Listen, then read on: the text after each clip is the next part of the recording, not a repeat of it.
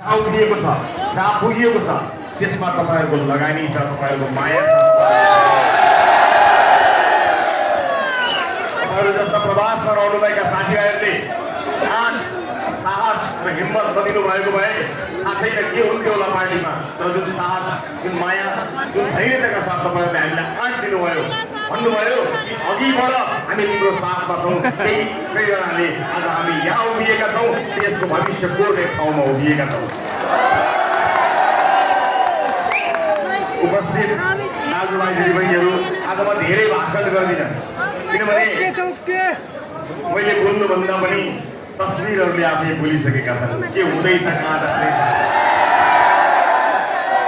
आज प्रवासमा रहनुभएका तपाईँ दाजुभाइ दिदीबहिनीहरूलाई साक्षी राखेर म के भन्न चाहन्छु भने भर्खरै जुन निमन्त्रणा हामीलाई प्राप्त भयो, मैले पार्टीको सभापतिका रूपमा भारतीय जनता पार्टीको निमन्त्रणामा यहाँ जुन किसिमको सद्भाव सम्मान प्राप्त गरेँ, त्यो सम्मान मेरो होइन, तपाईँको, तपाईँमाथि भारत सरकारले गरेको सम्मान हो।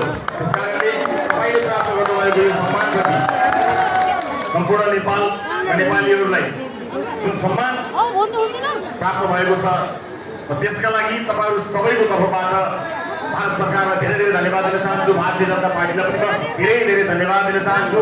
सम्मान म तपाईँहरूलाई बाँड्न चाहन्छु, त्यही बाँड्नको लागि आज म यहाँ उपस्थित भएको छु। अब सम्मानित मात्र भएर हुँदैन, समृद्ध पनि हुनुपर्ने छ। त्यसकारणले अब समृद्धिको ढोका खोल्ने हो।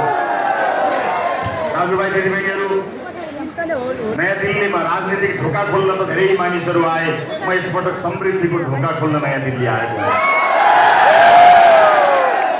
समृद्ध नेपालको एउटा सपना जुन हामीले सिङ्गो युगदेखि देखिरहेका थियौँ, त्यसमा सहकार्य गर्ने एजेन्डा बोकेर म यहाँ आएको हुँ। मेरा व्यक्तिगत माग मुद्दा केही पनि छैनन्, पार्टीगत माग मुद्दा केही पनि छैनन्। मेरा माग, मेरा मुद्दा नेपाल र नेपालीको उन्नतिमा मात्र केन्द्रित छ। त्यतिका लागि मात्र म दिल्ली आएको हुँ र म तपाईँहरूलाई विश्वस्त गराउन चाहन्छु कि जुन यात्रामा हामी अगाडि बढेका छौँ, त्यो यात्रामा हामीले हाम्रो स्वार्थलाई कहीँ कतै बगाइदिएका छौँ। आफ्नो व्यक्तिगत स्वार्थ, आफ्नो व्यक्तिगत लाभ, त्यसका उद्देश्य बोकेर हामी यहाँ आएका छैनौँ। हामीले अब त्यो उन्नति हासिल गर्नु छ, जुन उन्नति हासिल गर्नबाट हामी चुक्यौँ, हामी छुट्यौँ। तपाईँहरू यहीँ बसिरहनु भएको छ, पुस्तो पुस्ता यहाँ बस्नुभएका साथीहरू तपाईँ देख्नु भएको छ होला। पछिल्लो 10-12 वर्षमा भारतले विकास र समृद्धिको जुन खुड्किलो पार गर्यो, हामी छेउमै बसेर धेरै मात्र रह्यौँ। अब सँगसँगै यात्रा गर्ने र समृद्धिको बाटोमा यात्रा गर्ने, ससाना कुराहरूलाई मिलाउँदै, सल्लाह गर्दै, संवाद गर्दै अगाडि जाने, असन्तोष असन्तुष्टिहरूलाई सम्बोधन गर्दै, हाम्रा विभिन्न कूटनीतिक च्यानलहरूलाई सक्रिय गराउँदै समृद्धिको खाका कोर्ने एउटा उद्देश्य बोकेर म तपाईँहरूको प्रतिनिधित्व गर्दै भारत आएको हुँ। र यस बिचमा जुन ध्यानपूर्वक नेपालका कुराहरू सुनिए, जसरी नेपालसँग सँगसँगै अगाडि बढ्ने जुन प्रतिनिधित्व हुने जुन प्रतिबद्धता मैले यहाँ प्राप्त गरेँ विभिन्न बैठकहरूमा, त्यसबाट अत्यन्त प्रसन्न भएर आशावादी भएर आफ्नो देश फर्कँदैछु। भोलि धेरै आशावादी भएर अगाडि बढ्दैछु कि नेपाल समृद्धिको यो यात्रामा अब सँगसँगै अगाडि बढ्नेछ। म यो कुरा तपाईँहरू समक्ष बाँड्न पनि यहाँ उपस्थित भएको छु। उपस्थित दाजुभाइ दिदीबहिनीहरू, मलाई थाहा छ प्रवासमा बस्नु सजिलो हुँदैन। मैले पनि आफ्ना जीवनका 16 वर्षहरूलाई विदेशमा बिताएको छु। त्यसकारणले तपाईँहरूको आँखा केमा भिज्छ, तपाईँहरूको ओठ के कुरामा मुस्कुराउँछ, मैले नजिकबाट बुझेको छु। मलाई परदेशिनुको पीडा तपाईँलाई जस्तै थाहा छ भन्ने मलाई लाग्दछ। तर पीडा थाहा पाएर मात्र भएन, पीडामा मलमको व्यवस्था गर्न सकिएन भने पीडा थाहा पाएर मात्र केही हुने छैन। यसैले यसपटक रासोपा मलम सहित आएको छ। आफ्नै घरबारबाट नजिक हुँदै पनि आफ्नो परिवारबाट टाढा रहनुको पीडा, त्यसको अनुभव हामीले गरेका छौँ। तर अब आफ्नै मुलुकमा समृद्धिको बाटोमा हिँडेर आफ्नै मुलुकमा आफ्नो परिवार पाल्न सक्ने गरी काम गर्न सकियोस्, आफ्नो बाबामा बिरामी पर्दा उपचार गर्न सकियोस्, आफ्ना केटाकेटीलाई राम्रो शिक्षा दीक्षा दिन सकियोस्, यति उद्देश्यका लागि मात्र, एउटी आधारभूत आवश्यकताका लागि तपाईँ हामीले माटो छोडेका हौँ। हिजो कुनै परिस्थितिमा हामीले माटो भुलेका होइनौँ, हामीसँग अझै पनि माटो छ। हामीसँग देश फर्कने साहस मात्र होइन, फर्किएर समृद्धिको यात्रामा होस्टेमा हैसे गर्न सक्ने आँट ताकत साहस र ल्याकत सबै छ। त्यसकारणले तपाईहरु सबैको साथमा तपाईहरु सबैको विश्वास बोकेर नेपाललाई हामी एउटा नयाँ गन्तव्यमा लिएर जान तयार भएर आएका छौँ। उपस्थित दाजुभाइ दिदीबहिनीहरू, परिस्थितिवश यही बस्दा पनि तपाईका समस्याहरू पक्कै पनि काहीँ न काहीँ रूपमा सुनिने ठाउँहरू आवश्यक परेको हुन सक्दछ। हाम्रो संयन्त्रले, राज्यको संयन्त्रले तपाईको आवाज सुन्न भ्याएको छ कि छैन मलाई थाहा छैन, तर रासोपाको सरकार आइसकेपछि हामी तपाईको आवाजलाई जस्ताको तस्तै सुन्ने र त्यसलाई समाधान गर्ने बाटोमा अगाडि बढ्नेछौँ। अर्थात् तपाईको पीडा अब तपाईको होइन, हाम्रो साझा हो। तपाईँ मात्र एकले त्यो पीडामा रहन डुल्नु पर्ने छैन। अब तपाईको आवाजलाई सरकारले सुन्नेछ, यहाँ भएका हाम्रा संयन्त्रहरूले सुन्नेछन् र दूतावास होस् या सन्धिने संयन्त्रहरू हुन्, त्यो तपाईँका आफ्ना हुन्। तिनलाई हाम्रो घर बनाउनुको निमित्त हामी त्यस्ता सेवा सुविधा चुस्त बनाउनुको निमित्त पनि प्रतिबद्ध भएर बसेका छौँ।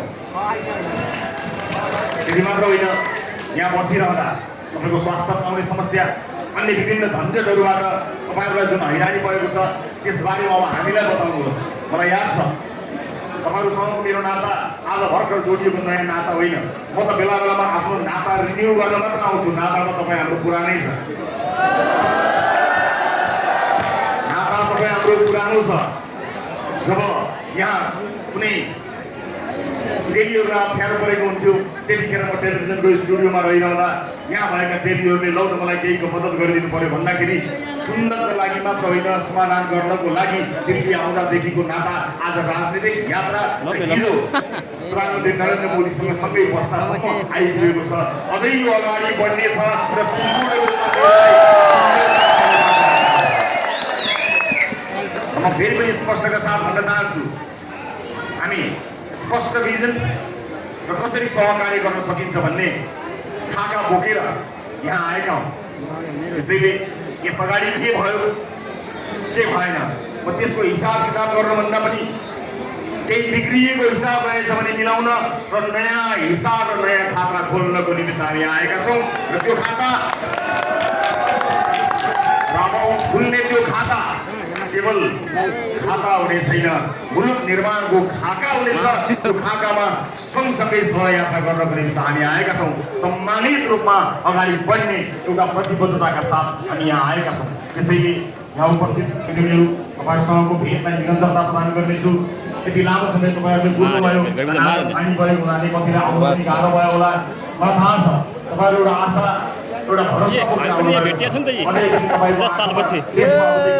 भन्ने कुराको भरोसा देखियो। हामी सरकार सञ्चालनको सुरुवाती दिनमा छौँ, हामीले गर्नुपर्ने काम बाँकी नै छ। हामी बाहेक सबै प्रतिपक्ष भएको त्यसको जनमत हामीले प्राप्त गरेका छौँ। त्यसकारणले कहिलेकाहीँ सरकारले केही गर्दैन कि केही वातावरण बिग्रिन्छ कि भन्ने हल्ला हल्लाको पछाडि लाग्नु जरुरी छैन। हामी पूर्ण प्रतिबद्ध भएर यो देशलाई विकास दिन आएका छौँ। हामीले राजनीतिक भागभण्डाको युगलाई अन्त्य गर्ने कसम खाएका छौँ। त्यसैले हामी भागभण्डा गर्नको लागि होइन, भाग्य परिवर्तन गर्नका लागि आएका छौँ। त्यसैले सजिलो छैन, हामीलाई थाहा छ सजिलो छैन, पक्कै पनि सजिलो छैन। तर यति चाहिँ भन्न सक्छु कि सजिलो नभए पनि असम्भव चाहिँ छैन है साथीहरू। हजारौं माइलको यात्रा तय गर्नको निमित्त एउटा पाइला सबभन्दा पहिला चाल्नै पर्ने हुन्छ। एकै पटक हजारौं पाइलामा पुग्दैन, हजारौं माइलमा पुग्दैन। त्यो साहसी, त्यो दरिलो, त्यो प्रतिबद्ध पाइला रासोपाले चालेको छ। त्यो पाइला चाल्नको निमित्त तपाईँहरूले मद्दत गर्नुभएको। चुनावका बेलामा तपाईँहरूमध्ये केही मात्र नेपाल जान पाउनुभयो, केही साथीहरू आफ्नो जागिर, आफ्नो काम र आफ्नो व्यक्तिगत जिम्मेवारीले गर्दा जान पाउनु भएन। तर आफू जान नपाए पनि घरमा फोन गरेर भोट घन्टीमा आन्दोलन गर्नुभएको छ। तपाईँले भन्नुभएको छ घरमा रहेका बाआमाहरूलाई कि भोट चाहिँ घन्टीमा हाल्नु होला किनकि हाम्रो भविष्य त्यही सुनिश्चित छ, तपाईँले भन्नुभएको छ। म आज तपाईँलाई यहाँ उभिएर तपाईँको कर्मभूमिमा उभिएर जन्मभूमिको एउटा सन्देश सुनाउन चाहन्छु कि समृद्ध नेपालको यात्रा अब भाषण होइन कर्ममा प्रमाणित हुँदैछ। त्यसैले तपाईँले घर घरमा बाआमाहरूलाई अब अन्त होइन घन्टीमा भोट हाल्नुहोस् भनेको तपाईँको वचन खेर फाल्न नदिने जिम्मा हाम्रो। म जति पटक दिल्ली आएको छु, जति पटक तपाईँहरूसँग भेटघाट गर्ने अवसर पाएको छु, हरेक पटक तपाईँहरूले मलाई न्यानो स्नेह दिनुभएको छ, फुलमाला लगाइदिनु भएको छ, दियो बाल्नु भएको छ, न्यानो स्वागत गर्नुभएको छ, ओठमा मुस्कान राख्नु भएको छ। म आफ्नो राजनीतिक जीवनभरि तपाईँले दिनुभएको यो सम्मानलाई कायम राख्न चाहन्छु। जनतासँग लुकेर छरेर भागेर हिँड्ने नेता होइन, आँखामा आँखा जुदाएर हिँड्न सक्ने नेता बन्न सक्छ। तपाईँका समस्यालाई सर्वोपरि प्राथमिकता दिएर तिनलाई समाधान गर्ने र कुनै दिन अब चाँडै नै म आफ्नो देश फर्कनु पर्नेछ, अब म देशमै केही गर्न सक्छु भन्ने गरी तपाईँलाई त्यो वातावरण बनाउने यात्राको सुरुवाती बिन्दुमा हामी छौँ। त्यसैले आज परदेशमा बसेर तपाईँले आर्जन गर्नुभएको सिप देशमा काम लाग्नेछ, तपाईँले आर्जन गर्नुभएको पैसा देशमा लगानी गर्न काम लाग्नेछ। म तपाईँलाई यति भन्न चाहन्छु, फजुल खर्च नगर्नु होला, आफ्नो स्वास्थ्यको ध्यान दिनु होला, किनकि एक दिन फर्केर मातृभूमि जानुपर्नेछ। त्यसैले तर यहाँ रहँदा पनि सम्मानित नागरिकको रूपमा जुन नेपालीहरूको छवि छ, धेरै देशका नागरिकहरूले भन्दा संसार भइरहेका नेपालीहरूले जुन सम्मान प्राप्त गरेका छन्, त्यो इमान्दारीपूर्वक हाम्रो उपस्थिति नै हो। नेपालीहरू भनेका इमान्दार हुन्छन्, मेहनती हुन्छन्, नेपालीहरूबाट बेइमानी हुँदैन भन्ने कुराको सन्देश भारत र विश्वमा फैलिएको छ। त्यसको श्रेय तपाईँहरूलाई जान्छ। यो कायम राख्नु होला, यो ऊर्जा चाँडै नै देशलाई चाहिनेछ। तबसम्मको लागि जति परिश्रम तपाईँहरूले गर्नुभएको छ गर्दै रहनु होला, केही फरक पर्दैन। ढिला चाँडो हामी सँगै मिलेर आफ्नो मुलुकलाई समृद्ध बनाउने यात्रामा सहयात्रा गर्नेछौँ। हामी चाँडै नै तपाईँहरूको साथ दिएर जानेछौँ। र के थाहा, आउने स्थानीय चुनावमा यही हलमा भएका कयौँ साथीहरू उम्मेदवारको रूपमा जितेर आउने त होइनन्। सपनावान साथीहरूलाई म यति अनुरोध गर्न चाहन्छु, सपना देख्न हिचकिचाउनुहुन्न साथी। यो 4 वर्ष अगाडि देखेको सपना आज साकार भएर झन्डै 2 तिहाईको सरकार बनेको छ। त्यसैले सपना देख्न हिचकिचाउनुहुन्न। मुलुक परिवर्तनको यात्रामा कसले गर्दैन भनेर कुर्ने होइन, विकल्प कुर्ने होइन, विकल्प बन्ने हो। केही साथीहरू तयार हस्, भन्नुपर्ने भन्दा गर्नुपर्ने कामहरू धेरै छन् मेरा। तैपनि यो अवसरमा तपाईँहरूसँग 2-4वटा कुरा भनेर यहाँबाट जाने विचार गरेको छु। फेरि पनि तपाईँहरूले गर्नुभएको अनवरत माया र विश्वासका लागि धेरै धेरै धन्यवाद दिन चाहन्छु। हाम्रो सङ्गठनलाई मजबुत बनाउन सङ्गठनको विभिन्न तह र तब्कामा बसेर काम गर्नुहुने राष्ट्रपा नयाँ दिल्लीका सम्पूर्ण साथीहरूलाई यो भव्य आयोजनाका लागि एकैपटक धेरै धेरै धन्यवाद दिन चाहन्छु।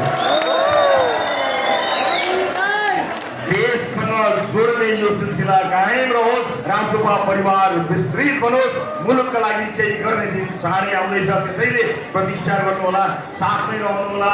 हामीले केही गलत गर्यौँ भने, केही हामीबाट कमजोरी भयो भने यहाँहरूले सल्लाह सुझाव विभिन्न माध्यमबाट दिनुहोला। हाम्रो कोसिस रहनेछ जुन 8 भरोसाका साथ तपाईँहरूले घरमा भनेर घन्टीमा भोट हाल्नुहोस् भन्नुभएको थियो, हामी तपाईँको शिर निहुराउने कुनै पनि गलत काम गर्ने छैन। म तपाईँहरूलाई वाचा गर्न चाहन्छु।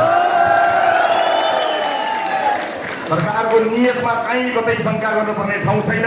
कहीँ कतै निर्णय बिग्रिएछन् भने हामीलाई सच्याउने अवसर पनि दिनुहोला, हामीलाई खबरदारी पनि गर्नुहोला। राष्ट्रपा समर्थकहरू केवल समर्थन मात्र गर्दैनन्, गलत भयो भने खबरदारी पनि गर्छन्। त्यो कुरा तपाईँहरूसँग सधैँ छ।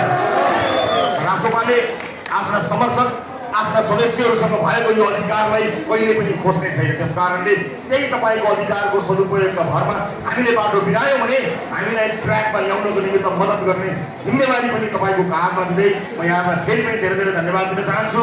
यो माया, यो आतिथ्य, यो विश्वास कायम रहोस्, तपाईँहरूको स्वास्थ्य राम्रो होस्, तपाईँहरूको परिवारमा खुसियाली छाउन्, संसारभरिका देवी देवताले तपाईँको रक्षा गरून्। सबको जय होस्।